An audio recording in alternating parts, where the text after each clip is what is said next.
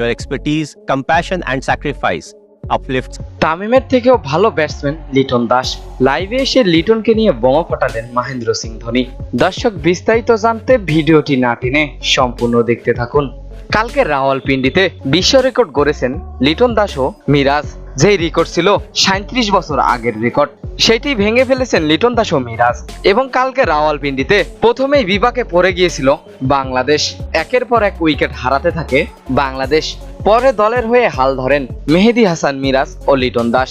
দুজনের জুটি 150 পেরিয়ে যায় এবং সেই 150 রানই বিশ্ব রেকর্ড ভেঙে ফেলেন। তবে মিরাজের ইনিংস 77 রানে ঠেকলেও সেইখানে লিটন দাস করেছেন 138 রান।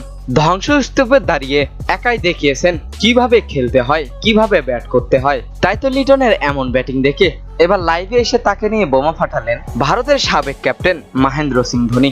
মহেন্দ্র সিং ধোনি বলেন, বাংলাদেশের কোনো ব্যাটসম্যান নেই যে লিটনের মতো করে ব্যাট করে।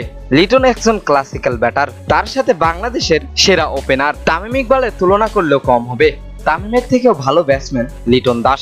এবং লিটনকে প্রশংসায় ভাসাতে থাকেন মহেন্দ্র সিং ধোনি। তো দর্শক, সত্যি কি তামিমের থেকেও ভালো ব্যাটসম্যান লিটন দাস? কি মনে হয় আপনাদের? জানিয়ে দিন এই বিষয়ে আপনাদের গুরুত্বপূর্ণ মতামত আমাদের ভিডিওর কমেন্ট বক্সে। এতক্ষণ আমাদের সঙ্গে থাকার জন্য অসংখ্য ধন্যবাদ।